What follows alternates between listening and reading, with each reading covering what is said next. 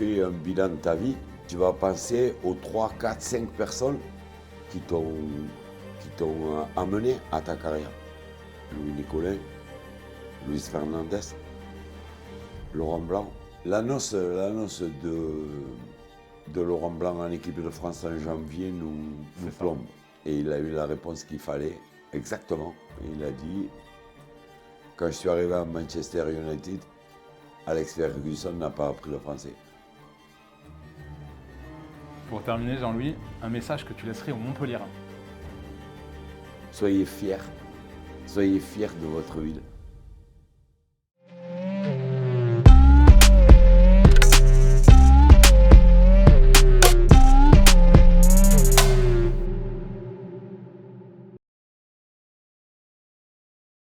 Bonjour à tous et bienvenue dans cet épisode 5 de Vie Lumière. Aujourd'hui, nous avons le plaisir d'accueillir une personne que j'apprécie particulièrement de par son humanité. Plus qu'un grand nom du football, Jean-Louis Gasset, que nous accueillons aujourd'hui, actuel entraîneur du Montpellier Hérault Sport Club, incarne des valeurs d'humilité, de simplicité, de passion et d'authenticité. Aujourd'hui, on va plonger dans son parcours, ses souvenirs, et notamment son lien unique avec la ville et le club de Montpellier. Un moment qui, j'en suis sûr, sera inspiré et inspirant. Bonjour Jean-Louis, c'est un plaisir de te recevoir ici. Bonjour. Première question, que représente Montpellier pour toi ? Tout. Tout ? Mes grands-parents, mes parents, mes enfants, mes petits-enfants, tout le monde est né ici. Ouais. Dans ma carrière, j'ai dû bouger pas mal de fois, mais le boomerang revient toujours au même endroit et c'est ici, pour moi, la plus belle ville de France. Bon, on est d'accord, mais on va revenir dessus. Tu es de suite parti sur ta carrière. Alors c'est vrai que le football a une place centrale dans ta vie. Est-ce que c'était une évidence pour toi de travailler, d'être dans le football, de jouer au football, ou est-ce que c'est une passion qui s'est développée progressivement dans ta vie ? Non, c'était inné. Quand je rencontre des professeurs, ils me disent qu'est-ce que tu veux faire quand tu seras grand ? Footballeur. Ah oui, de suite. De suite. Et des fois, ils viennent me voir et ils me disent t'avais de la suite dans les idées. J'aurais voulu faire une carrière de joueur. J'aurais aimé, mais bon, ça n'a pas été possible. Mais j'ai rattrapé le retard en étant entraîneur. Oui, tu l'as plutôt bien rattrapé en plus, on va en parler. Alors tu dis que tu aurais aimé faire une carrière de joueur. Tu as quand même fait une carrière de joueur. Oui. Tu as un peu joué à Béziers, à Montpellier, on en parlait tout à l'heure en off. Tu as commencé avec l'équipe Corpo de Montpellier, c'est ce que tu disais tout à l'heure ? Oui, pour faire l'armée, le président Louis Nicolin, qui était l'ami de mon père, a dit s'il signe un corpo, il fera l'armée à Montpellier. Comme j'étais fils unique et que les fils uniques allaient souvent en Allemagne, j'ai dit ok, je signe un corpo. D'accord. Et donc là, tu signes l'équipe de Montpellier Corpo. Le nettoiement.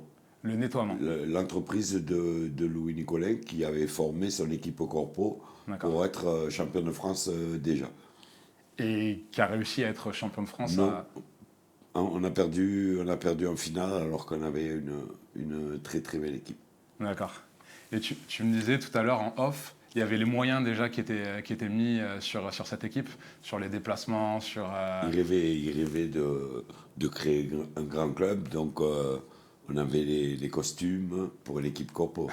On avait les survêtements de sortie, on allait au vert, comme le Milan AC. C'est incroyable. Et oui, déjà, j'avais à cette époque-là, je devais avoir 19 ans.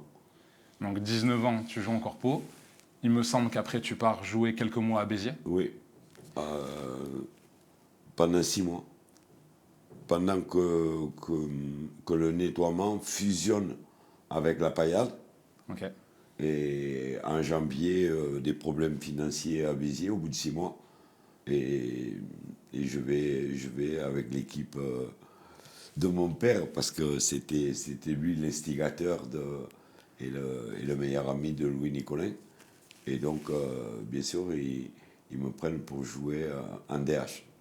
Donc, c'est ça, c'est ton père et Louis Nicolin qui décide de fusionner et de créer ce club de Montpellier, qui était la Paillade à l'époque, Oui, et qui démarre en DH, DH. cette aventure. DH, c'était pour moi en 75, pour Louis Nicolin, c'était en novembre 74 ou un truc comme ça. Ah ouais. Donc en fait, ton père et Louis Nicolin créent le club et toi, tu arrives aux prémices de cette histoire. Au plus bas de l'échelle, en division d'honneur, et c'est une histoire bien sûr, mais c'est pas la carrière que j'aurais voulu. Moi, j'aurais aimé aller dans tous les stades d'Europe, jouer la Coupe d'Europe. Et là, on partait en DH, donc c'est une belle histoire quand même parce qu'on a tout connu. On a joué dans toutes les divisions, on a fait des grands exploits en Coupe de France. Notamment. La Mosson était T'es reconnu pour ça. rugueuse à cette époque-là. C'était compliqué de venir gagner à la Oui. Mosson. Et donc du coup, tu commences ta carrière voilà, à Montpellier à ce moment-là. À quel âge tu arrêtes ta carrière derrière à Montpellier? J'ai arrêté à 32 ans, Ok. Et à ce moment-là, le club est en quelle division? en deuxième division. On était monté rapidement.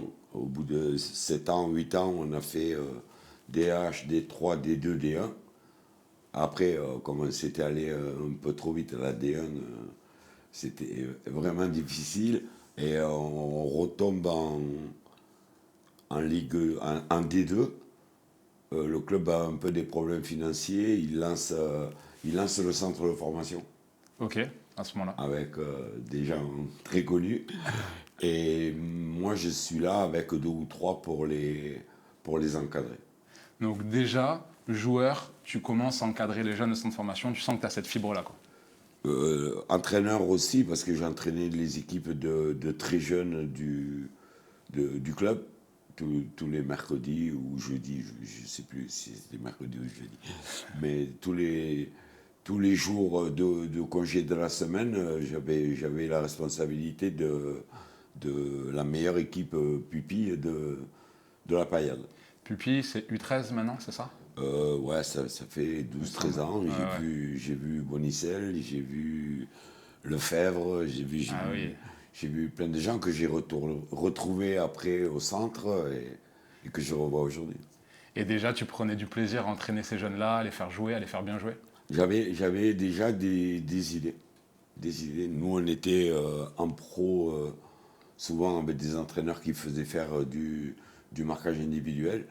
Et C'était pas ton truc? je me disais, il doit exister autre chose. Et déjà, je commençais à chercher le petit détail. Ok. Déjà dans l'idée de casser un petit peu les codes, de faire bien jouer tes équipes et Ouais, d'arriver mais à prendre du plaisir aussi. de ne pas s'occuper de l'adversaire. Et je disais toujours, on a le ballon. Ok. Tu étais un entraîneur de possession déjà. Exactement. Ok. Et donc, tu finis ta carrière à Montpellier. Est-ce qu'il y a un ou deux moments dans ta carrière de joueur qui t'ont marqué un peu plus que d'autres éléments? Avant de revenir à cette interview, j'aimerais te présenter le but de ce podcast. Je ne sais pas toi, mais nous, chez Ville Lumière, on a marre qu'en France, on pense que tout se passe à Paris, que seuls les Parisiens réussissent et que tout a lieu dans notre belle capitale. On en a marre des préjugés, clichés, qui empêchent certains d'avoir de grandes ambitions et qui peuvent créer des complexes d'infériorité. On en a marre de ces idioties et de dire qu'il n'y a qu'une seule manière de réussir.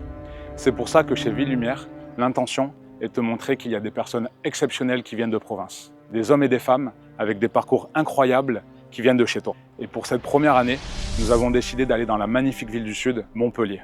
Une ville dynamique, jeune, très sportive, mais surtout avec de nombreuses personnalités très inspirantes. Montpellier mérite d'être mise en lumière. L'idée est que tu t'assoies avec nous pour kiffer ce moment et comprendre ces personnalités, leur vie, leur fonctionnement, leur réussite et leurs échecs. La volonté, c'est d'apporter un max de valeur, mais surtout, faire passer le message que tout est possible. Qui que tu sois, où que tu sois. Avec ces épisodes, tu vas retrouver un format long, brut, du genre que tu peux écouter à la salle de sport, en voyage ou quand tu as besoin d'un boost d'inspiration. Si c'est le genre de contenu qui te fait kiffer, je t'invite à t'abonner et à cliquer sur la petite cloche. Cela compte énormément pour nous. Cela nous permet d'avoir des invités incroyables, mais souvent très durs d'accès. En tout cas, si tu t'abonnes, je t'en suis très reconnaissant. Et on va t'envoyer du contenu de fou avec beaucoup de force.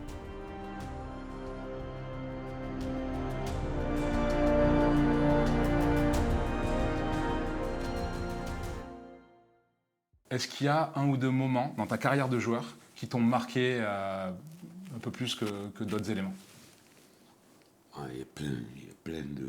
Des montées, Toutes les des montées, descentes. tous les exploits qu'on a fait en coupe, parce que soit on montait, soit on faisait un exploit en coupe.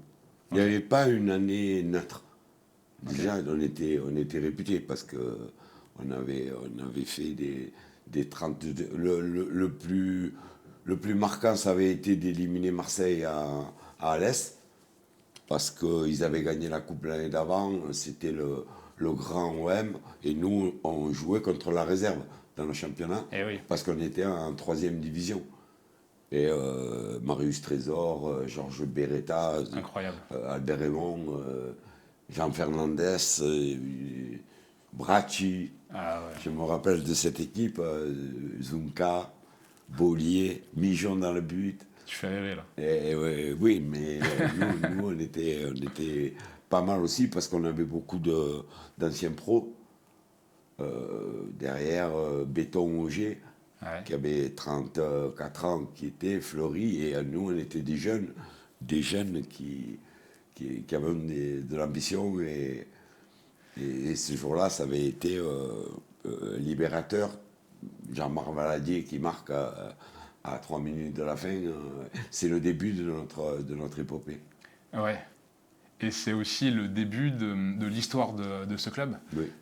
Bon, comme tu sais, moi j'ai fait le centre de formation de Montpellier, et c'est vrai qu'on nous apprend et on voit à travers les photos et l'histoire d'où vient ce club, comment ça s'est créé, comment c'est monté. Il y a une forme de culture et de personnalité en fait qui se dégage de ce club, de personnalité un peu rigoureuse, un peu Des valeurs. voilà, des valeurs Il y a fortes. des valeurs qui nous sont transmises. Ouais, et ça continue à se transmettre. Et on essaye. Et c'est On beau. essaye. Ça devient compliqué, mais on essaye. Du coup, Jean-Louis, t'arrêtes ta carrière de footballeur. Tu enchaînes sur une carrière d'entraîneur impressionnante que je vais essayer d'énumérer parce qu'elle est très longue. Donc tu entraînes par la suite Montpellier comme adjoint, puis comme entraîneur principal. Caen. Ensuite, le PSG et l'Espagnol de Barcelone comme adjoint de Luis Fernandez. Istres comme entraîneur principal. Les Girondins de Bordeaux, l'équipe de France et le PSG comme adjoint de Laurent Blanc. Puis tu redeviens entraîneur principal au MHSC, à Saint-Étienne, aux Girondins de Bordeaux. Tu prends la sélection nationale de la Côte d'Ivoire pour la dernière CAN. Et enfin Marseille, la saison dernière, et de nouveau le MHSC. J'ai l'impression que ta carrière est une vraie série Netflix. Quel regard, toi, tu portes sur ce parcours-là? Le vent nous a amenés à chaque aventure. Voilà. Chaque fois, ça a été... Quand j'ai fini ma carrière, j'ai été formateur à Montpellier pendant 5 ou 6 ans. Et ouais. Ça c'était une obligation de toucher la vérité. Parce que à la base, je suis un formateur. L'œil pour dénicher le talent, la pépite, savoir avec qui il va falloir travailler beaucoup pour pouvoir le faire passer professionnel. Et après c'est le club qui décide de me mettre adjoint parce qu'il sentait, il devait sentir quelque chose. Après, oui, après le numéro 1, et après, à partir du moment où tu deviens numéro 1, là, tu rentres dans le métier. Ça veut dire que si tu n'as pas des résultats, tu vas être le fusible. Ouais. Donc, il faut juste le savoir. Et c'est là une des décisions les plus importantes de ma vie. C'est le jour où ça se passe mal avec Montpellier et où j'ai dit je m'en vais. Okay. Parce que j'aurais pu, Nicolas me l'a proposé, redescendre et repartir à la formation et faire ce que je faisais très bien quelques années auparavant. Mais à partir du moment où on est au soleil, là c'est la vérité du métier. Si on perd, c'est la faute de l'entraîneur. En effet. Et du coup, beaucoup de pression, beaucoup de La décision très difficile à prendre parce que je suis jeune comme entraîneur, je suis dans l'échec avec Montpellier et et il faut vite répondre à la proposition de reste là. Si tu prends la décision de partir, ton portable sonne moins souvent. Ouais, d'accord. Et tu as des moments de solitude où tu te dis j'ai peut-être été un peu présomptueux. Et puis après, le Stade Malherbe de Caen qui m'appelle. Après, c'est Luis Fernandez qui me dit viens travailler avec moi. Et après, je commence et là, C'est parti. et là ça démarre. Moi, ce que je trouve impressionnant quand je vois ton parcours, c'est que, et pour l'avoir étudié, il y a eu des succès, des échecs, et j'ai l'impression que tu es un peu comme un phénix, c'est-à-dire que tu arrives à te relever de tout, que ce soit le fait d'être parti en second avec des grands noms, repartir en principal, le fait d'avoir des descentes, tu rebondis sur des succès, et c'est ce qui m'a profondément marqué, moi, quand j'ai vu ton parcours. Vous ne pouvez pas gagner tout le temps. Ouais, D'accord. Donc, dans une carrière, il y a toujours, comme dans la vie, il y a toujours des moments plus creux que d'autres. Mais le tout c'est d'analyser la situation et de dire, bon, ok, j'ai peut-être mal fait pour différentes raisons et d'être positif et de dire demain. et moi, il y a une question on va revenir après sur ta carrière, mais il y a une question qui m'a marqué.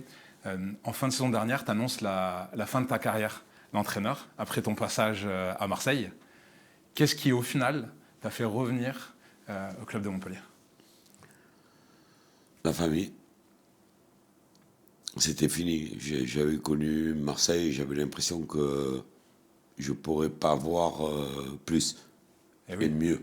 Parce que j'ai vécu 4 mois en folie, en fusion. Je voulais le vivre. avec une demi-finale de Coupe d'Europe. Exactement. Et un stade où la chair de poule Cette ambiance sympa. est permanente. Et en plus, je suis arrivé dans une période où c'était quand même tendu. Ouais, Et on est arrivé, bon an, mal an, à redonner l'espoir et à vivre des soirées incroyable. magiques.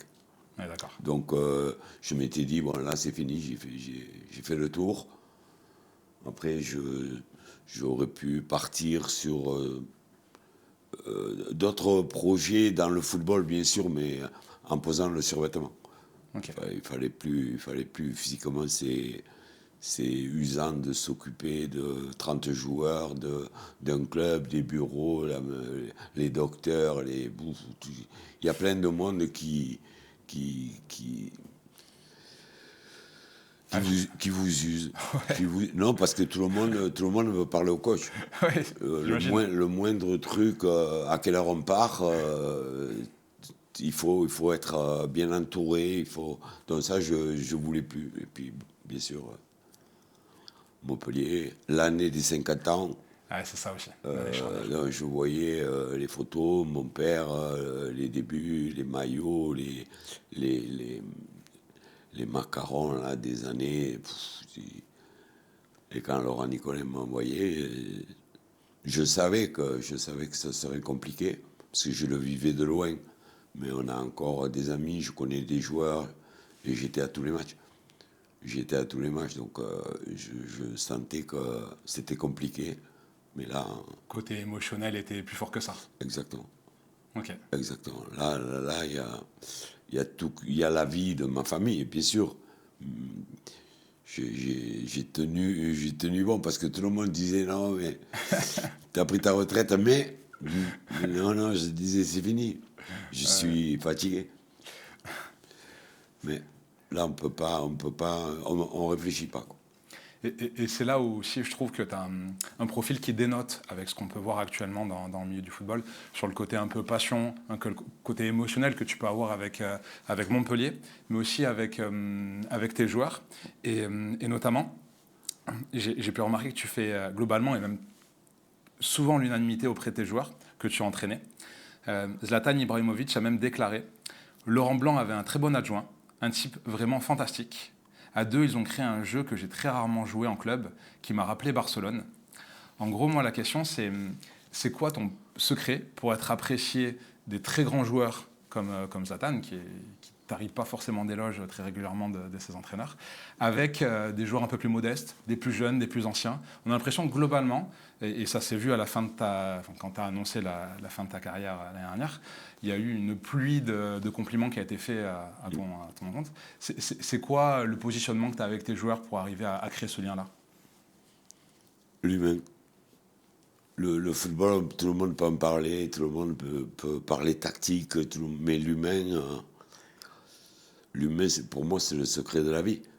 Connaître l'homme avant le joueur, après, et faire cohabiter tout le monde, les faire jouer, réfléchir avoir la même philosophie, oui, mais l'humain, c'est le maître mot pour moi. Et ça se voit. Et l'humilité en même temps, parce que si on ne répond pas à des sollicitations pour faire plaisir à des gens malades, à des enfants, pourquoi? Moi, même dans les moments durs, si les gens viennent, demandent des photos, je ne vais pas faire un style. Non, je ne suis pas blasé. Je suis pas blasé. Je sais le privilège qu'on a dans la vie de donner un petit instant de bonheur. C'est important pour toi de donner l'exemple à ce niveau-là. Exactement. C'est indéniable. À ma famille, pareil. À ma famille, pareil. Je me mets jamais en avant. Je sors pas. Non. Je suis resté. Il n'y a que mes amis qui me connaissent sous mon vrai jour. Il y a des gens qui doivent dire on ne doit pas rigoler avec lui tous les jours, alors que c'est tout le contraire. Ouais. Quand on me connaît bien, mais quand je travaille, je travaille. Et quand je travaille, je veux gagner. Tu es un compétiteur? Ah oui. Avec de la simplicité dans le côté personnel de ta vie? Totalement. C'est mon essence, c'est d'être moi-même. Après, je peux être très gentil, mais je peux être très bête. Très bête, ça dépend de mes interlocuteurs. Bien sûr, et je peux passer du rouge au vert si la situation va m'y amener. Okay. Donc j'adapte la méthode. J'essaye par la mienne, mais si elle ne suffit pas, je peux passer de l'autre côté. On a parlé de Zlatan Ibrahimovic. Est-ce que dans ta carrière, il y a un joueur qui t'a plus impressionné que d'autres? C'est qui t'a le plus marqué? Parce que tu en as fait des clubs avec l'équipe de France, avec le PSG, avec l'OM, avec Saint-Etienne. Est-ce que tu ressors 1, 2, 3 joueurs vraiment impressionnants? C'est dur. C'est dur parce que j'ai pris beaucoup de plaisir à entraîner. On va dire le plus doué, ouais. Ronaldinho. Ronaldinho? Oui. Avec Luis Fernandez? Ronaldinho. Là, c'est la connexion, le ballon et lui, c'était son ami. Et à Paris, il était aussi bon sur le terrain que parfois délicat à gérer sur sa jeunesse et son envie un peu de découvrir le monde? Oui, mais la différence, elle est que quand tu es numéro 1 ou que tu es adjoint. Quand tu es numéro 1, tu as la responsabilité, il faut que tu... Quand tu es adjoint, selon comment gère le numéro 1, toi tu arrondis les angles. Quand je travaille avec Luis et que c'est Ronaldinho, quand je travaille avec Laurent Blanc, c'est Zlatan, c'est Mota, c'est Silva, c'est que des grands joueurs, mais ils ont plus affaire à moi qu'à lui. Et, oui. Et donc, toi tu es là pour polir un peu tout ce qui se passe. D'accord. Donc, du coup, forcément, tu crées un lien un peu plus profond avec eux. Oui, parce que l'entraîneur numéro 1, il a le collectif à gérer. Et toi, comme tu es toujours dans les couloirs, tu vois chaque personne qui intéresse le numéro 1. S'il a un problème dans sa vie, s'il a un problème de jeu, ils viennent plus se confier à toi. Et à toi à savoir quand est-ce que tu dois filtrer ou transmettre ou régler le problème seul. Après, c'est la confiance entre le numéro 1 et le numéro 2. Et sur ça, une anecdote qui est très connue avec Souleymane Diawara, pardon, qui arrive au Girondins de Bordeaux, où tu étais avec Laurent Blanc. Et c'est un moment où Diawara, grand défenseur, qui signe à Bordeaux, qui est un peu fêtard, qui arrive à Bordeaux, qui se met d'accord avec son agent pour avoir une forme de rigueur un petit peu dans sa vie, un peu moins sortir, un peu moins faire la fête. Il fait un début de saison moyen et en fait ce qu'il raconte, c'est qu'après une discussion avec toi, tu lui dis, écoute, ça va pas, reprends la vie que tu avais avant, n'hésite pas à être aligné avec ce que t'aimes, avec la fête, etc. Et il déclare même, il m'a demandé de reprendre ma vie de bâtard dans une discussion. J'ai trouvé ça génial comme anecdote. Est-ce que tu peux nous en dire plus? À part bâtard, parce que c'est pas dans mon vocabulaire. D'accord. À part le mot bâtard, je lui ai dit de reprendre sa vie. Parce que c'était vrai que tellement il voulait nous faire plaisir, il faisait la sieste, il mangeait des haricots verts, il sortait plus, et il était mauvais. Et donc, c'est nous qu'on l'avait fait venir avec Laurent. On connaissait son passé, on savait que c'était quelqu'un qui aimait la vie. Et à un moment, mais là, c'est juste le numéro 2 qui parle avec lui, Oui, de dire ce que tu disais. mais reprends ton rythme. Oh, tu peux pas jouer comme ça. Et c'est la vérité. Et le dimanche, on joue Paris, je crois. Le Paris de Makelele, Julie. D'accord. Déjà Et un grand pari. on gagnait 4-0 et il marque de la tête. Il a décollé et il me faisait signe. Tu vois. J'adore. Et surtout qu'après, il fait une fin de saison, fait une saison incroyable et vous finissez deuxième du championnat. C'est le genre de personne qui est parti en Angleterre, qui était perdu. Il avait 28 ans, il avait un contrat à Charlton en deuxième division et nous, avec Bordeaux, on cherchait un défenseur central et bien sûr que quand on demandait des renseignements, on nous a dit les qualités et les défauts et on prend le risque donc de parler avec les gens. Ils savaient qu'on savait. Ouais. Mais à un moment donné, si ça fait partie de ta vie et que la question c'est comment tirer 100% d'un joueur, avec chaque joueur. Donc s'il a l'habitude le mercredi ou le jeudi d'aller boire un petit coup, bon, eh ben, on va reprendre la vie. Si c'est son équilibre et si c'est là qu'il est le meilleur, on fait avec. L'idée, c'est de ne pas dénaturer une personne et qu'elle reste aussi dans là où elle se sent bien, quoi. Si on n'arrive pas à avoir les 100%. Et là, on n'avait pas les 100% parce qu'il il était pas en confiance, il n'était pas bon, il était mal. Okay. Donc on lui dit, allez, on repart. Et là, bien sûr, après, quand on se revoit, tu te rappelles. Ouais. Bien sûr, je me rappelle. Bien sûr. Et c'est là où tu disais que la relation entre l'entraîneur principal et l'adjoint est primordiale. Et c'est vrai que tu as fait, toi, un duo mythique avec Luis Fernandez et après aussi avec Laurent Blanc, qui sont deux personnages différents. Et vous avez vécu des aventures différentes, au PSG pour les deux, plus l'Espagnol de Barcelone avec Luis. Qu'est-ce que tu as appris de ces personnes, que ce soit professionnellement, humainement, à collaborer avec eux? Qu'est-ce qui t'ont amené? Tout, puisque moi, je ne connaissais pas trop le haut niveau. Donc, quand tu fais un bilan de ta vie, tu vas penser aux 3, 4, 5 personnes qui t'ont amené à ta carrière. Louis Nicolin, Luis Fernandez, Laurent Blanc, je vais en oublier un ou deux, mais c'est des virages. Donc là, c'est s'adapter au personnage.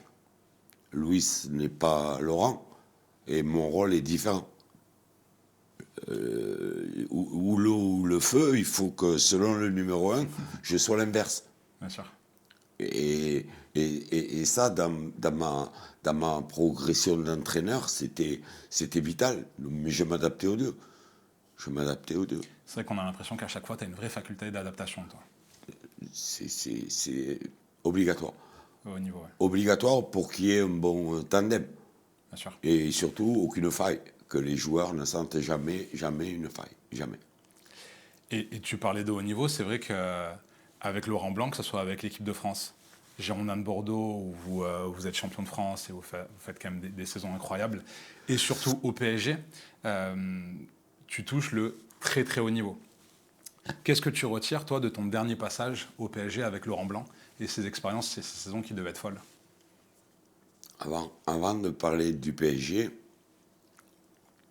je veux te parler de notre rencontre avec Laurent Blanc, parce que Laurent Blanc, je l'ai connu en tant que joueur.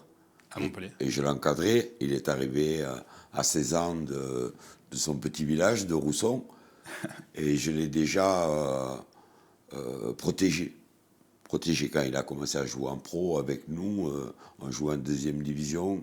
Il fallait aller à Ajaccio, il fallait aller à Martigues, il fallait aller à Toulon, à Nîmes, à Béziers, à Sète.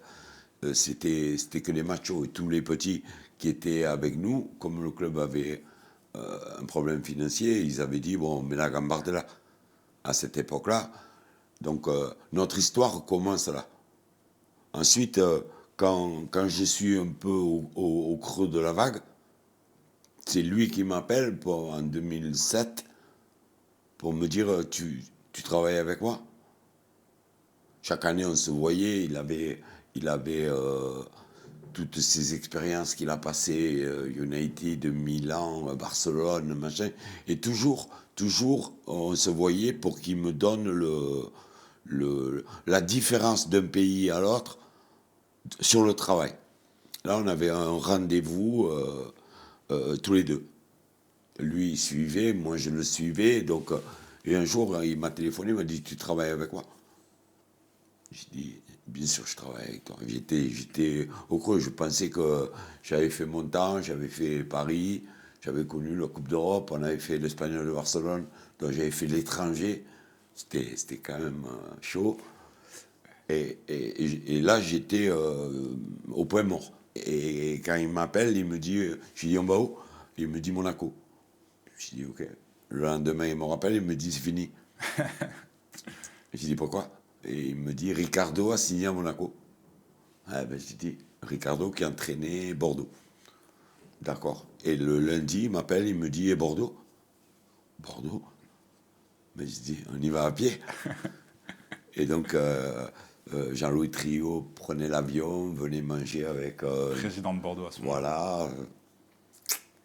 Et l'histoire commence. Et recommence parce que j'étais à ses débuts de joueur et je le protégeais. Et là, lui, il me demandait d'être à ses débuts d'entraîneur parce que tous les clubs disaient ouais, mais t'as pas d'expérience. Donc, et au bout d'un moment, qu'on lui ait dit ça une fois, deux fois, trois fois, il a dit attendez, je vais la trouver, l'expérience. Donc, je vais trouver la personne qui me va bien, la personne en qui j'ai confiance. Parce que c'était les tout débuts d'entraîneur de Laurent Blanc à ce moment-là. Exactement. C'était sa première mission. Ne pas oublier de dire que Michel Pavon était directeur sportif à Bordeaux, Ouais. qu'il avait joué chez nous, qui nous connaissait, et qui a validé à Jean-Louis Trio, le président, la doublette. Ça lui plaisait que je vienne avec Laurent qui débute, puisque lui, il me connaissait en tant que formateur. Et ça prend en plus directement à Bordeaux. Vous avez les résultats qui sont hyper positifs dès la première saison. On a une bonne équipe. On a une bonne équipe. D'entrée, je crois que Ricardo est fini troisième ou un truc comme ça. Mais c'est les moments forts de l'Olympique lyonnais. Oui. Avec, après l'équipe Juninho, là il arrivait les jeunes avec Karim Benzema, Hatem Ben Arfa, c'était les jeunes qui commençaient à prendre le pouvoir à Lyon, mais ils étaient très très forts. Et la première année, on combat jusqu'à la dernière journée, et ils gagnent à Auxerre, nous on gagne à Lens, mais ils finissent devant nous. Pour la première année, on fait second. Second. La deuxième année, on joue le trophée des champions contre eux, à Bordeaux, on gagne, au penalty, et là on met un impact psychologique, parce qu'on a fait une saison magnifique. Incroyable. Avec Yohan Gourcuff notamment qui Voilà. explose au plus haut niveau.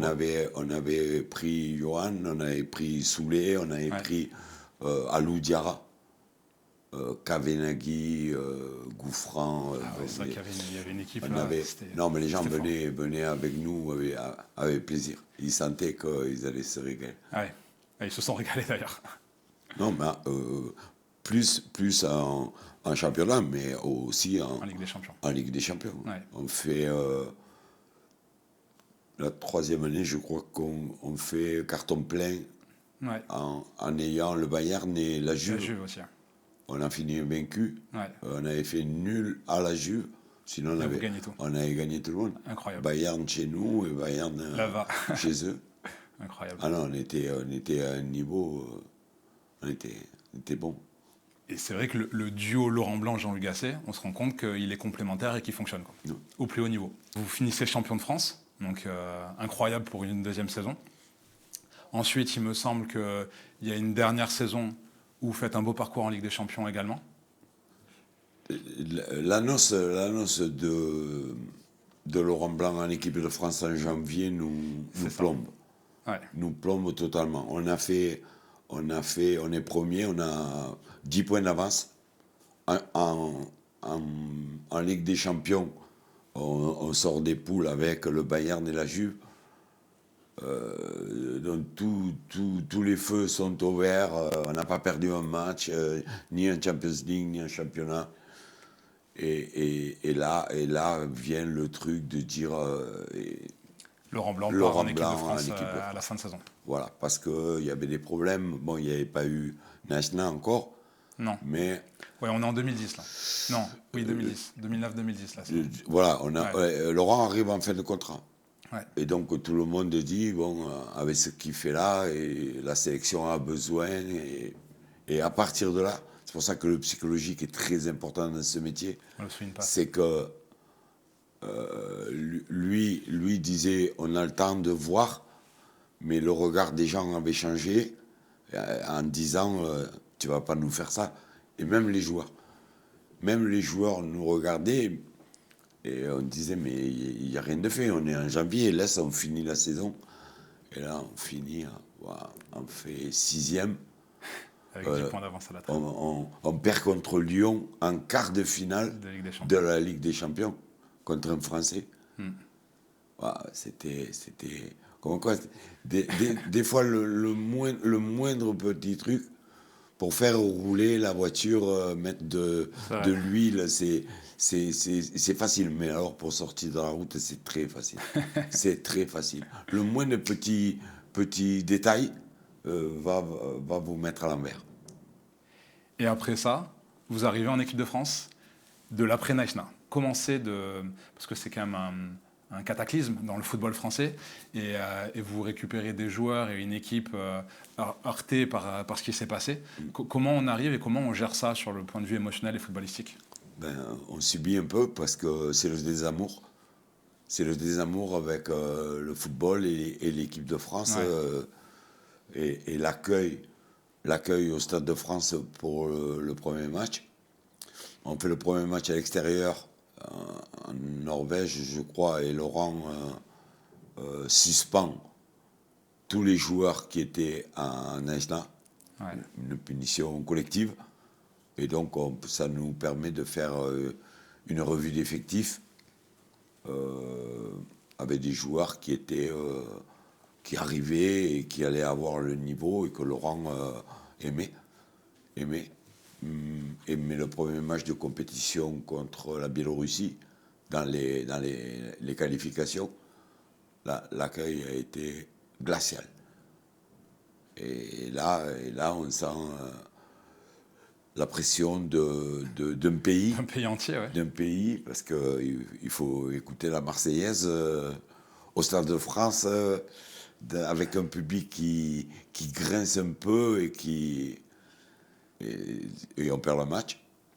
On perd le match parce que c'était dur de jouer, les joueurs n'étaient pas en confiance, un peu craintifs.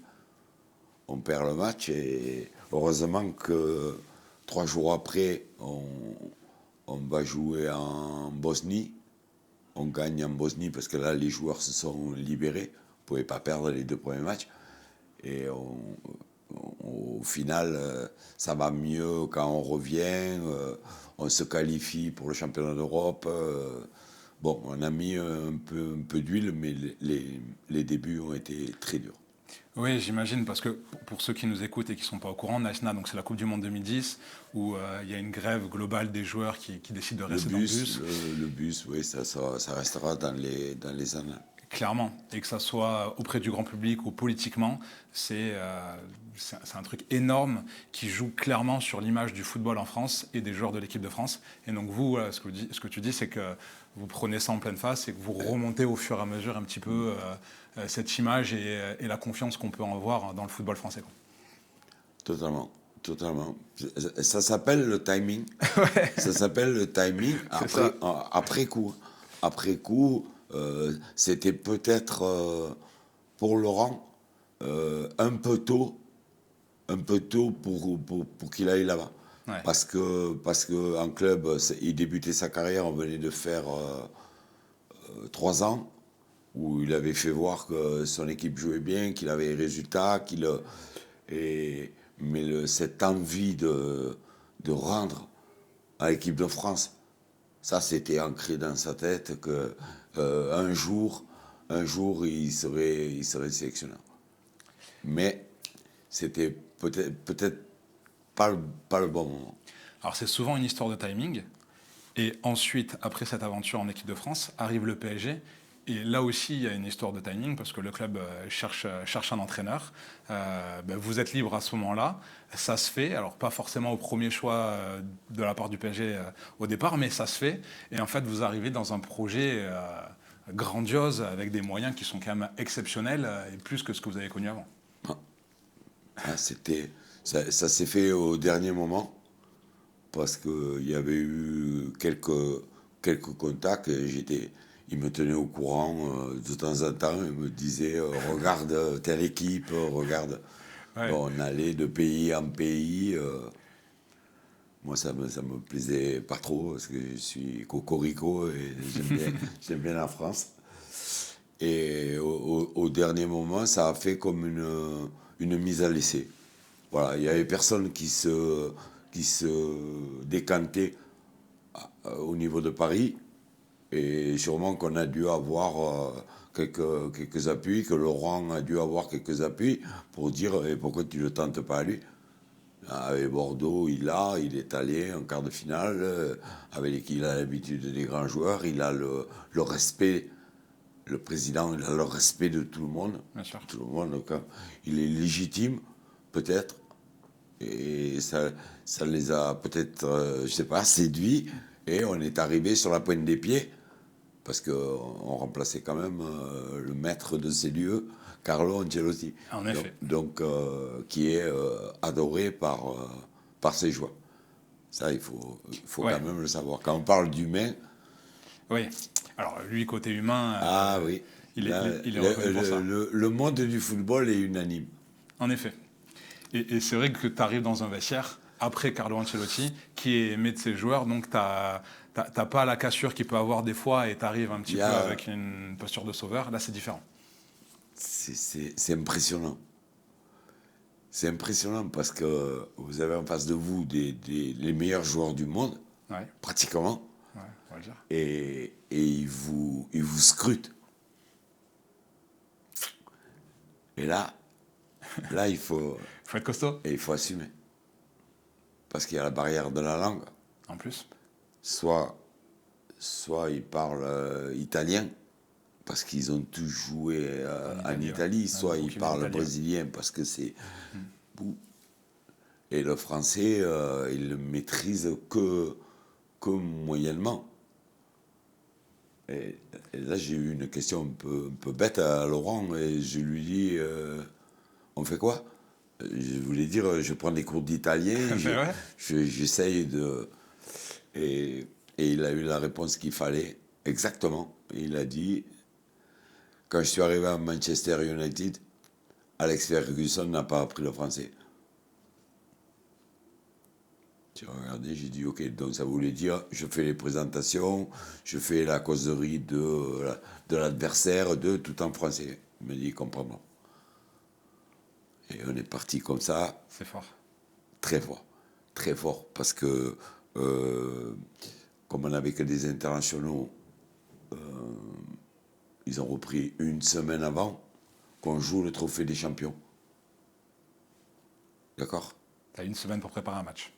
Mais une semaine pour les découvrir. Aussi. Ils arrivent. Ibrahimovic, Thiago Motta, Thiago Silva, Maxwell, les uns après les autres. Bonjour. Ils ne savent pas si je suis le cuisinier. Laurent Blanc, ils savent qui c'est. Mais Jean-Louis Gasset, ils ne savent pas. Donc ils me regardent et ils disent c'est quoi ton rôle? Et au bout d'un moment, ils voient que Laurent, lui, il se met loin et que c'est moi qui dirige. Et pour gagner la confiance de joueurs comme ça, qui ont connu le Graal, ils ont connu les meilleurs, ils ont joué les plus grands matchs, ils sont internationaux. Là il faut un peu de courage et il faut du cran. Il faut du cran parce qu'il faut être sûr, parce qu'eux, ils attendent que tu donnes, comme ils disent, le mécanisme. Eux, c'est leur mot, le mécanisme. Comment on attaque, comment on défend, comment on la sort, comment on presse. Une fois que c'est clair, après c'est à eux. Le match, il leur appartient. Mais là, il faut savoir ce que tu fais. Et comment tu gagnes leur confiance? Par les entraînements que tu fais, par le discours que tu as, par la présentation de l'adversaire. Dans le championnat de France, quand je présentais l'adversaire, il me regardait de dire t'as vu le match? Je savais. On jouait là, il y avait ça, les grands joueurs de tête, les bons joueurs de tête, les joueurs agressifs, comment on va déclencher le pressing, s'il est droitier ou gaucher. Tout ça, je le faisais voir en vidéo. Et donc la première fois, ils ont dit, bon, c'est peut-être un miracle. La deuxième fois, ils ont dit, il nous l'avait dit. Et la troisième fois, il a dit, il connaît tout. Il connaît tout. Si je dis que Ayou, qui mesure 1m70, est le meilleur joueur de l'OM, de la tête, quand Silva le regarde, il me dit c'est lui. Mais quand il nous met le but de la tête parce qu'il a jumpé et qu'il est monté, là il dit ah d'accord, je comprends pourquoi tu as dit prends-le au marquage. Mais et c'est tous ces petits détails qui font que avec Ibra c'était comment il presse, à quel endroit il décroche pour aller dans l'endroit le moins dangereux. Ok. Je disais, ne va pas là, parce que là, il fait très chaud. Va ici, c'est plus tendre. Et quand ils voyaient le joueur qui allait et qui tapait dans les tendons, et petit à petit, là, ils ont dit, bon, waouh, on va l'écouter. On va l'écouter parce qu'il en connaît pas mal. T'as pris du plaisir, toi, au PSG, à entraîner ce joueur-là? Beaucoup. C'est un rêve. Parce que quand toi, tu donnes le mécanisme, eux, ils arrivent à résoudre les problèmes. T'as des gens qui, en face de nous, des amis à nous, qui voulaient nous contrarier, qui voulaient nous empêcher de sortir le ballon, qui voulaient... Mais eux, par leur intelligence et leur savoir, c'est pour ça que j'ai toujours dit que Thiago Motta serait un entraîneur et va être un très grand entraîneur. Mais ça, je le dis depuis que j'ai travaillé avec lui, parce que c'était un adjoint pour moi quand Sur le terrain. on mettait l'équipe en place. Mais des fois, lui, voyant la réponse de l'adversaire, il arrivait à déjouer tout et on en discutait après. de dire, tu as vu, il faisait de l'individuel. Parce que l'entraîneur adverse a dit, c'est lui la sentinelle qui fait partir le ballon. Donc il mettait quelqu'un sur la sentinelle. Donc en fait, tu avais des joueurs qui, en plus d'avoir des qualités techniques et physiques au-dessus de la moyenne, tu avais des joueurs quand même qui étaient capables de réfléchir sur un terrain et de voir les choses un peu avec le recul d'un entraîneur pour Totalement. certains. Totalement. Et c'est quoi qui fait pour toi la différence entre un grand joueur et un très grand joueur? L'événement. C'est-à-dire? Tu as des joueurs qui vont se calciner un peu à l'événement. L'exemple type, c'est le trophée. Il y a un trophée. On passe là, il y a deux équipes. Eux, ils voient le trophée. On a débuté comme ça. On était, je crois que c'est au Gabon, contre Bordeaux. Parce que l'histoire, elle se répète. Tu prends Paris, tu viens à Montpellier. Je vais à Marseille, je reçois à Montpellier. On part de Bordeaux. C'est vrai, à chaque fois. Ah non, mais c'est toujours. C'est toujours. Ça s'appelle le destin. Ça s'appelle le destin. Mais on joue Bordeaux, qu'on connaît par cœur. Je les connais par cœur. Bordeaux, et on connaît nos joueurs depuis 6 jours. Mais quand ils passent et qu'ils voient le trophée, même s'ils ont que 15 minutes d'autonomie, en 15 minutes, ils le gagnent. Le grand joueur, c'est les trophées. Donc du coup, les grands matchs. Mais exactement. Exactement. Et on a toujours un palier. Voilà, un palier. Mon palier, c'est quart de finale de la Champions League. Et tu parlais aussi de destin. Et c'est vrai que tu fais partie quand même des rares entraîneurs à avoir été et au PSG et à l'Olympique de Marseille. Quel effet ça te fait, toi, d'avoir été dans ces deux clubs qui ne sont pas forcément des clubs amis? Non. Fier que des gens comme ça aient pu me contacter. C'est tout. Je comprends. Ouais.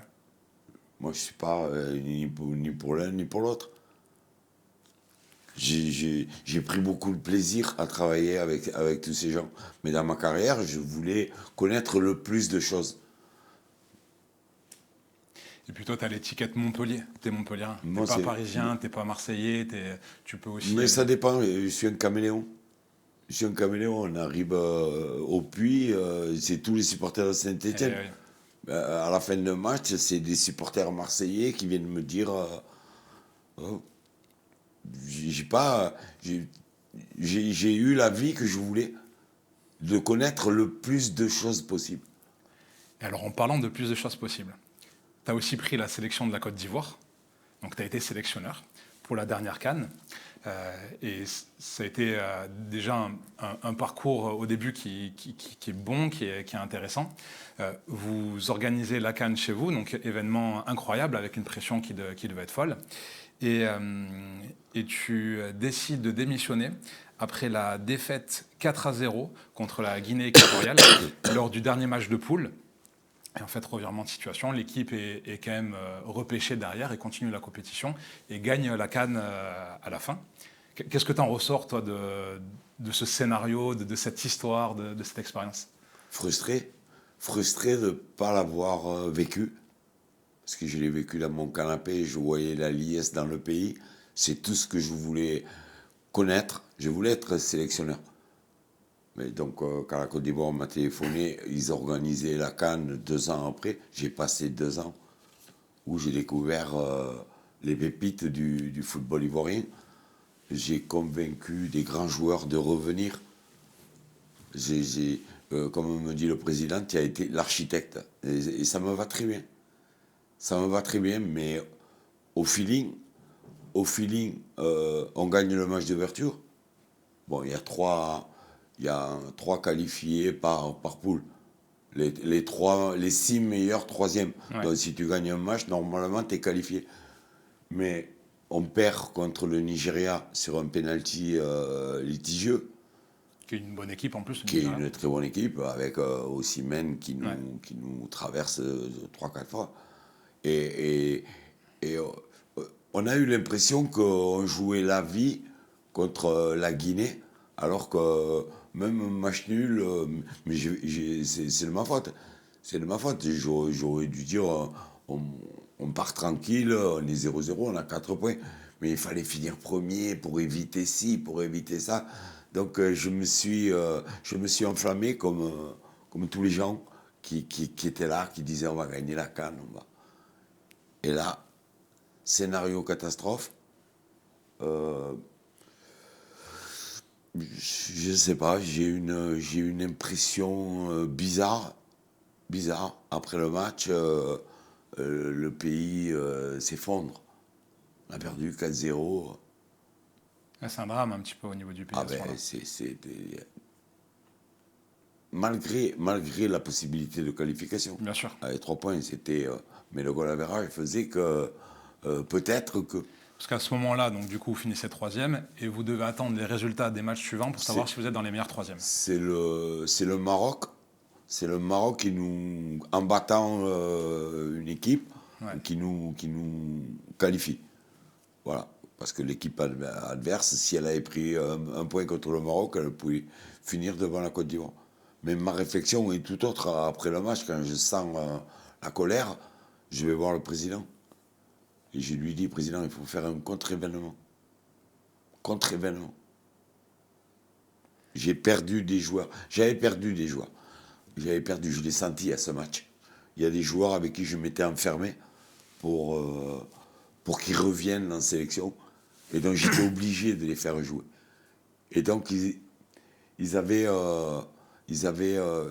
une assurance avec moi de jouer. Alors que le métier et la vie, elle est faite de concurrence, de remise en cause. Et là, je l'ai senti que je me suis enfermé. Je me suis enfermé tout seul. Et je dis au président, j'ai dit, si vous voulez faire quelque chose, il faut que vous acceptiez ma démission. Oh. C'est fou. Ouais. Il y a des fois dans la vie, vous sentez, vous avez une vision, c'est pas toujours juste, mais c'était ma conviction. Parce que je ne sais pas si c'est déjà arrivé qu'un sélectionneur démissionne au milieu d'une compétition. Ça se passe avec toi, qui te demande en plus sa démission. Et au final, ça te donne raison parce qu'ils sont champions. Il met la nuit pour accepter. Le lendemain matin, il me voit. Il n'accepte pas de suite. Non, il me dit laisse-moi dormir dessus. Bon, il faut sortir du stade. C'est chaud. Déjà, ouais. Il faut arriver à l'hôtel. C'est encore plus chaud. Attention, on vit ça bouillonne. Hein. Ouais. Ça bouillonne. Donc, le lendemain matin, il me dit ok, je l'accepte. J'ai dit vous faites quoi? Il me dit je mets Emers Faye. J'ai dit ok. Donc je vois Emers, qui était mon adjoint, que j'avais pris le local, que je connaissais de Nice, de Clermont. Et je lui dis, mon petit, c'est la chance de ta vie. Mais fais des choix forts. Lui, il avait plus le même truc que moi. Et il joue le Sénégal. Ouais. Le Sénégal, premier match. Et de là, il gagne tout. Et aujourd'hui, Champion d'Afrique. est meilleur entraîneur africain. Cette année, Bravo. j'ai pas l'info. Bravo à lui. Bravo à lui. Incroyable. Franchement, Mais ça fait partie. Ouais. Ça fait partie. Bon, bien sûr, quand je les vois soulever la canne, bon, je suis à Saint-Georges-d'Orc. Mais quelque part, les témoignages des joueurs, tous les joueurs qu'on a, on a débuté la compétition, Sébastien Haller ne pouvait pas jouer. Jusqu'au 15 janvier, je l'ai pris dans la liste. Adingra ne pouvait pas jouer. Je l'ai pris dans la liste. J'ai dit non, on passera les poules sans. Tu joueras les quarts de finale. À la finale, centre d'Adingra, but d'Haller. Ça me suffit. Tu as fait une liste, une sélection pour aller au bout. Exactement. L'architecte. Architecte. Le président me dit, l'architecte. Là, j'étais invité pour les qualifications. Ouais. Ok. J'ai un manque. J'ai un manque parce que je ne l'ai pas gagné. Eux, ils l'ont gagné. Mais j'ai rempli ma mission.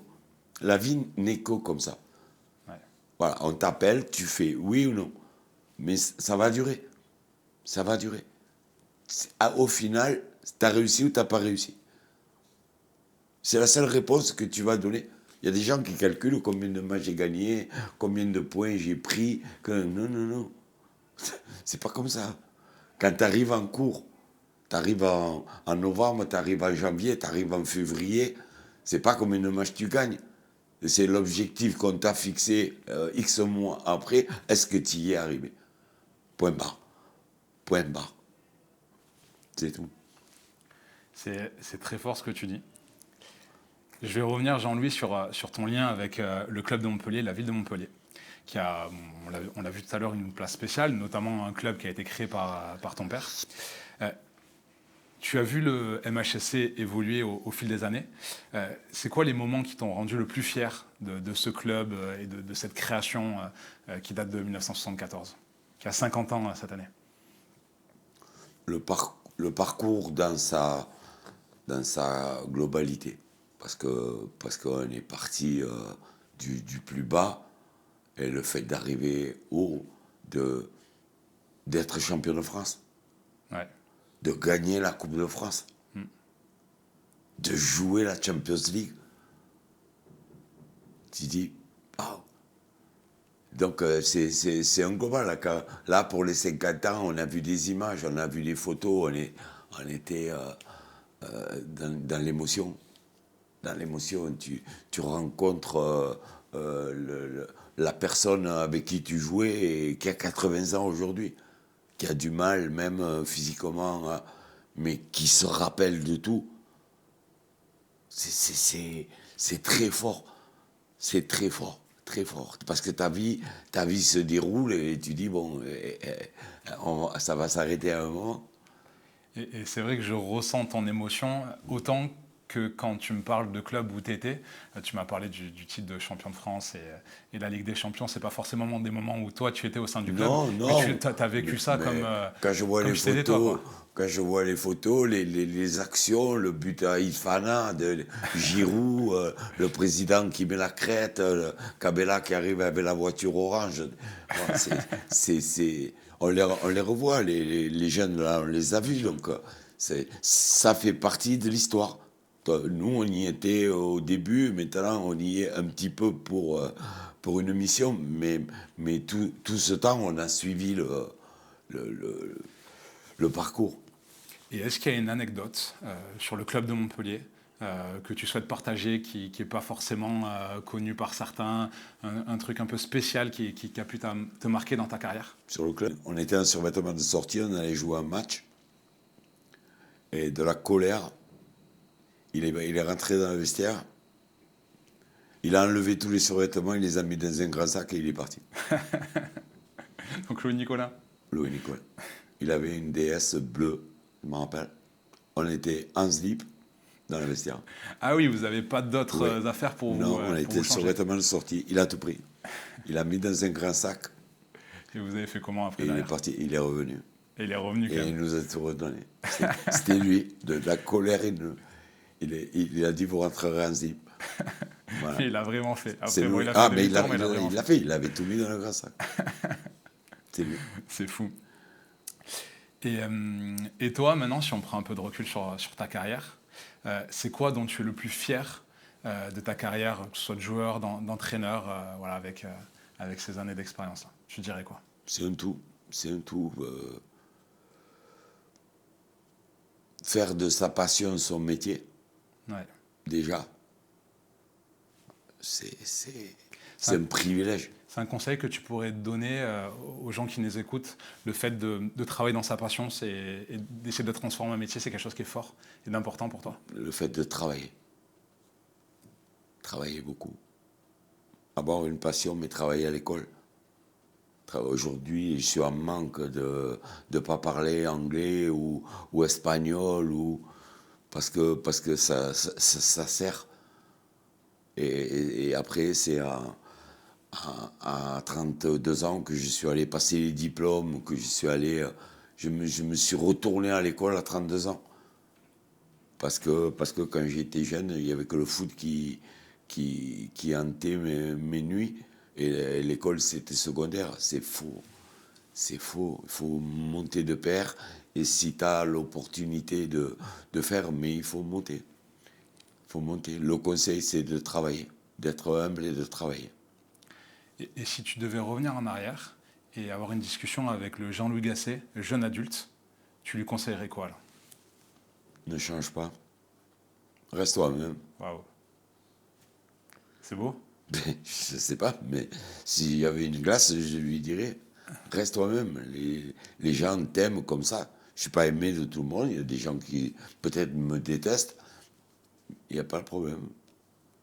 Moi, je suis dans mes bottes. Et j'ai pas tout fait de bien dans ma vie. Mais c'est fait. C'est fait. Et je dis, qu'est-ce qu'on fait demain? Hier, je l'ai fait. Hier, tu l'as fait? Ben, bien ou mal, c'est fait. Je ne reviendrai pas en arrière. Donc je m'occupe de demain. C'est beau. Je te remercie, Jean-Louis. On va passer maintenant aux cartes qui sont devant toi. Je vais te demander de prendre les cartes une par une, de les lire et de répondre donc du coup aux questions qui sont posées dessus. Un moment où tu as été le plus ému.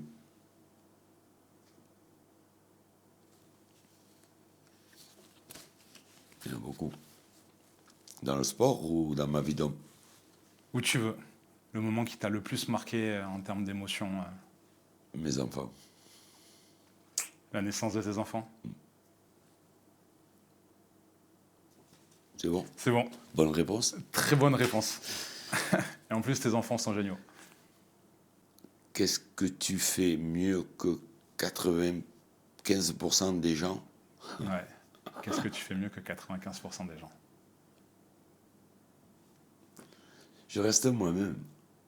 J'essaye de, avec mes qualités et mes défauts, de faire ce que je fais bien. Voilà. Être Jean-Louis Gasset. Exactement. Exactement. J'aime pas les gens qui veulent surjouer, qui veulent... Voilà. Je suis moi. Bonne réponse également. La décision la plus difficile que tu as eu à prendre? Ouais. Partir de Montpellier. À quel moment? En 2000. Donc En la première 2000, fois que tu quittes le club. Voilà. Quand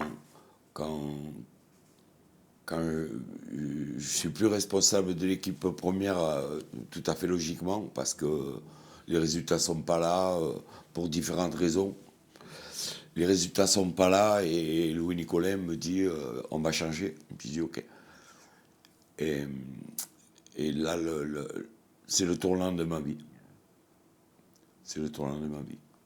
Tu ressens quoi à ce moment-là quand tu prends cette décision? Je comprends que c'est logique d'enlever l'équipe à quelqu'un qui n'a plus de résultats, mais je suis frustré parce que je me dis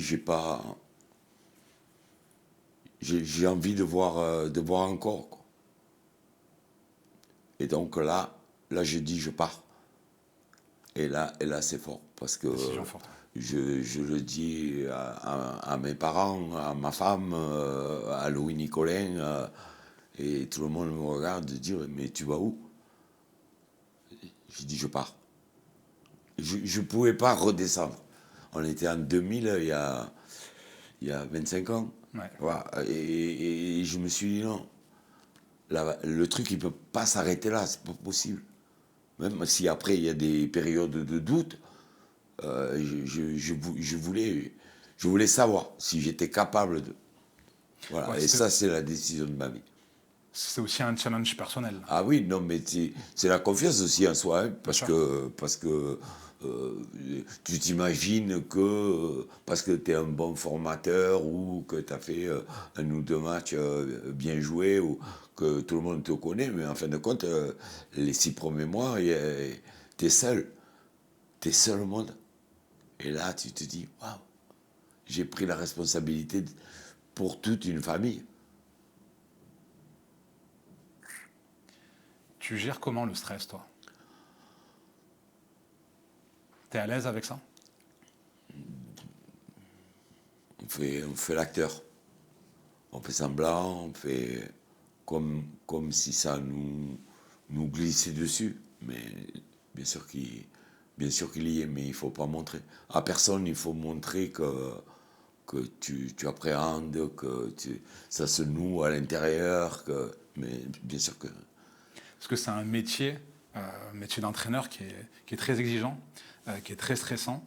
Et c'est pas forcément évident d'arriver à gérer toutes ces émotions, toutes les attentes et la responsabilité que tu peux avoir. Et il y a aussi un équilibre vie privée, vie professionnelle à avoir. Ta vie privée, elle est souvent abîmée. Parce que même quand tu es à la maison, tu es là, tu écris, tu regardes un match, tu es là, mais tu n'es pas là. Tu es là, mais tu n'es pas là. C'est un déséquilibre que tu as dans ta vie. Tu es rongé par ta passion, par le détail, tu as toujours l'impression que tu oublies quelque chose. Qu'un petit détail peut faire basculer un match. Alors, imagine-toi quand il faut faire une composition d'équipe, quand il faut préparer les changements, quand il faut... Et toute la semaine, tu observes, tu regardes le détail, mais à un moment donné, parce que tu peux avoir plein de gens qui vont te dire, tu devrais, t'avais qu'à, t'aurais dû. Il y en a des tonnes. T'es seul. T'es seul. Les gens te donnent leur vie. Moi, j'aurais. Oui, d'accord. T'es seul. Avec toi-même. Si à la 60e, il faut changer quelque chose, tu entends derrière toi. Il est cuit, il est ci, il est mis. Tu vois, tu entends. Pour t'aider. C'est pour t'aider. Mais le truc, tu dises, toi, bien. Tu vois, le petit qui s'échauffe et que tu vas faire rentrer. Là, c'est toi, seul. Bien sûr. Seul. C'est des responsabilités. Bon coaching ou mauvais coaching. T'as gagné ou t'as perdu. Mon fils dit, les joueurs gagnent, l'entraîneur perd. C'est Il a souvent raison. ce qui ressort. Ouais. Il a raison. C'est comme ça. Faut Mais toi, toute la semaine, il faut que tu te prépares à cet instant-là. Tu vois, où t'as beaucoup d'entraîneurs. Et ça, il te faut une froideur, il te faut du recul, il faut que tu l'aies travaillé déjà, parce que tu vas pas l'inventer là, c'est pas putain, un coup de baguette magique, j'ai pas de baguette magique. C'est beaucoup d'anticipation, mais ça fait tellement d'hypothèses. Bien sûr. Si on est 10, s'ils sont 10, si on est mené, on mène. C'est à l'infini, en fait. Mais c'est pour ça que t'es rongé. T'es rongé. Et la difficulté, du coup, c'est d'arriver à tenir sur la durée dans ces métiers-là, souvent. Là, la passion. Mais il faut jamais te dire, je sais. D'accord? Je sais. C'est le jour où tu dis je sais, c'est cuit. C'est cuit. Chaque match est une source de progression. Chaque entraîneur, même des jeunes entraîneurs qui arrivent, ont des idées. Et plus tu vas dans le haut niveau, et plus tu joues Champions League, Europa League, et tu tombes contre différents pays, et tu tombes contre des entraîneurs qui ont des idées, et dans le match, papa, d'un coup, et là, il te faut réagir. Et là, il te faut réagir parce que le type a dit, si on est mené, on fait ça. Et là, il faut que tu aies le contre-événement. Et dès que lui, il fait all-in, toi, t'appuies sur le bouton, et il n'y a plus all-in. Et bam, bam, bam. Parce qu'il a dit, on les joue un contre un sur tout le terrain. Toi, il va falloir que tu trouves quelque chose pour contrer cette nouveauté. Il doit avoir un côté jouissif aussi. Ah, c'est quand ça réussit. Quand ça réussit. Mais c'est interne. Il n'y a que les gens qui travaillent avec moi qui savent que à des moments, on peut quand tu réussis, tu le chantes pas sur les toits, mais on en a fait des magnifiques. C'est pour ça qu'avec Laurent, quand on se revoit et qu'on parle des 3 ans de Bordeaux, mais les matchs restent. Les matchs restent là, au Puy, comment il s'appelle, à Corradam, il ne me connaît pas. Et il avait sur son portable Bordeaux qui gagne à Monaco 4-3 à la dernière minute. Alors qu'on est mené 3-0. Mais là, on fait un coup de poker et ban, et 4-3 à la dernière. Et il me voit partir en courant et il me montre la vidéo. C'est des choses qui restent. C'est vrai que c'est des émotions très fortes. C'est poussé à l'extrême en termes d'émotions dans un sens comme dans l'autre. Quand tu vis que le film finit par un mariage, waouh. Mais de temps en temps, ça finit par un enterrement. Et il faut être prêt. Il faut être prêt. Il y a quelqu'un qui a dit, soit je gagne, soit je progresse. Nelson Mandela. C'est exactement notre métier. Ça serait ton mantra, ça, toi? Soit je gagne, soit je progresse? C'est dur de te dire, en perdant, je progresse. C'est dur. C'est comme quand on dit, ouais, on a perdu, mais le contenu, non, t'as perdu. Tu as perdu. Papa, On dit souvent que la victoire est mauvais conseiller. Ouais, mais elle est de bonne humeur. Elle est de bonne humeur et elle est plus de sommeil. On est d'accord. Plus de sommeil. On est d'accord. Merci Jean-Louis. Il me semble qu'il y a une dernière carte avec une dernière question. Comment être heureux? Allez, là, c'est hors football. Avoir sa famille en bonne santé et surtout très, très unis. Et après, dans le métier, gagner le plus de matchs possible, mais surtout arriver à l'objectif. Que tu t'es fixé. Exactement. Pas que tout le monde s'est fixé. Qu'on t'a fixé, que vous vous êtes fixé. Voilà, même s'il est difficile, même s'il paraît à des moments, on a des coups de vieux, non, tant qu'il y a l'espoir, tant qu'il y a des points, tant qu'il y a des matchs, il faut se dire qu'on va y arriver. Et ce que tu dis en plus, c'est valable pour la vie, c'est valable pour tout le Mais monde. exactement. Quelqu'un qui a une maladie, si on lui donne un traitement, si mentalement il est fort, il va passer. Bien sûr qu'il y aura des moments comme dans la vie où il y aura des nuages, des éclairs, comme quand on est dans l'avion et que ça bouge. Mais tout d'un coup, le soleil, il revient. Le ciel bleu, il revient. Il revient toujours quand tu mérites. Quand tu mérites. Merci Jean-Louis. On va terminer par un petit jeu de questions rapides, réponses rapides. Allez. L'idée, c'est que j'enchaîne les questions et que tu répondes le plus spontanément possible. Moi, rapide aussi. Rapide aussi. Après, si tu as besoin de temps pour prendre la réflexion, n'hésite pas. Allez. Jean-Louis, si tu pouvais déjeuner avec la personne de ton choix dans ce monde, vivante ou décédée, tu choisirais qui? Ancelotti. Carlo Ancelotti, Ouais. entraîneur du Real Madrid. Quelqu'un qui est inspirant pour toi. Ah, je le connais comme ça, on s'est côtoyé un petit peu. J'étais l'adjoint de Laurent et il avait Zidane comme adjoint au Qatar. On a joué Paris-Real. Mais j'ai senti que, je sais pas, j'aimerais, mais pas une heure. Hein. Il y aurait besoin 3 de jours. plus de temps. Ah oui, c'est 3 jours. Il faut organiser un stage ou un week-end prolongé. Ok, merci Jean-Louis. Qu'est-ce qui t'énerve chez les autres? La jalousie. C'est une émotion qui est à bannir pour toi. Non, c'est insupportable. Tu as pu ressentir parfois de la jalousie autour de toi? J'essaye de m'en défaire. Mais dans ma vision de la vie, si les gens réussissent à côté de moi, je suis content pour eux. Je comprends pas que tout le monde ne soit pas dans cette optique. Ok Jean-Louis. C'est quoi les mauvais conseils que tu penses on donne trop souvent? Fais ce que je dis. Il y a beaucoup de gens qui disent ça comme ça, fais ce que je dis, mais qui ne te montrent pas l'exemple. Moi, je pense qu'il faut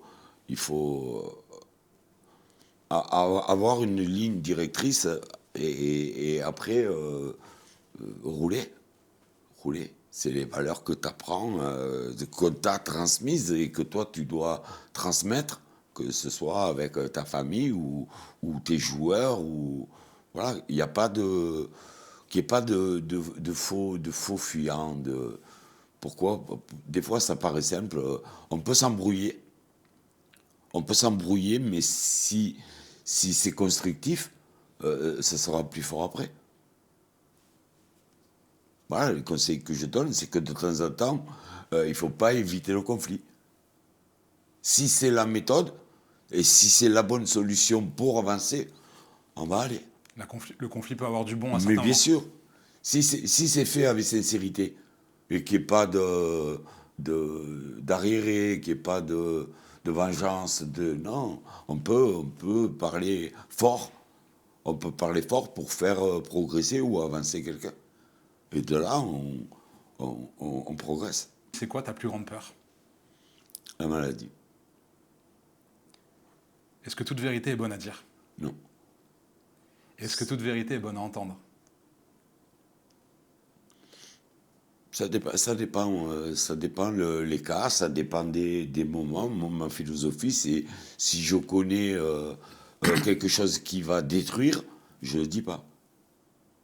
Si la vérité, elle va construire, même si ça fait mal, je le dis.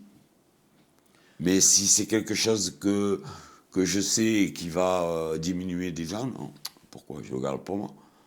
Je le garde pour moi. Pourquoi je ferais mal? Pourquoi? Tu te mets à la place de l'autre et tu Mais vois alors, s'il y a un intérêt et pour alors, l'autre d'avoir l'information. et une fois que l'autre personne le saura, et ça va donner quoi? Ça va pas être positif. Je garde. C'est quoi ton plus grand rêve maintenant?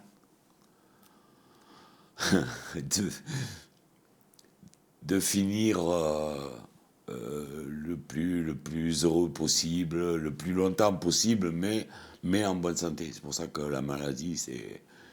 Je veux pas on voit différentes fins, la brutale, la longue durée. Je choisis la brutale. C'est quoi ton bar préféré à Montpellier? J'ai pas de bar. Je sors pas.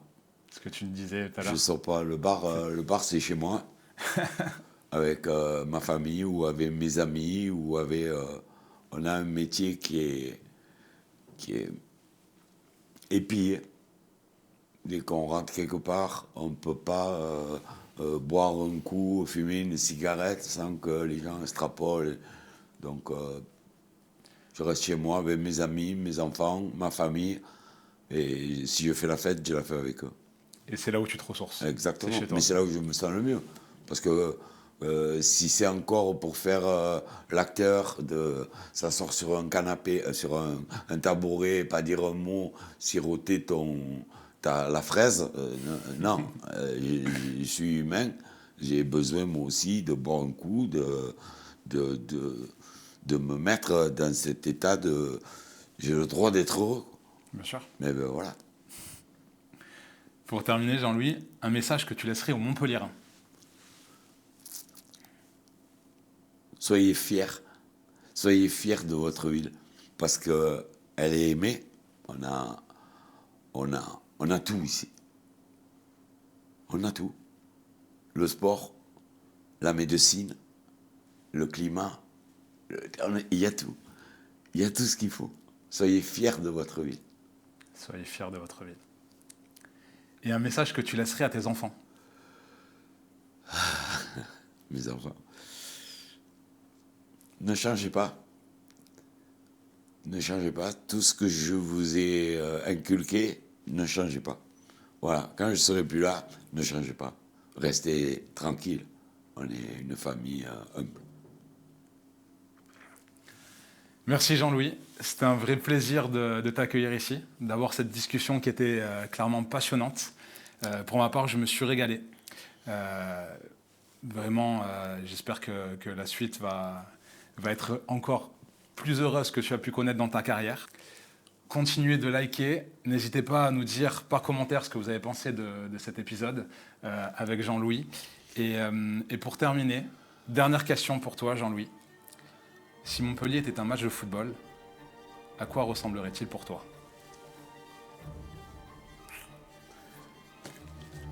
une victoire avec un but marqué à la 74e. Magnifique. Allez.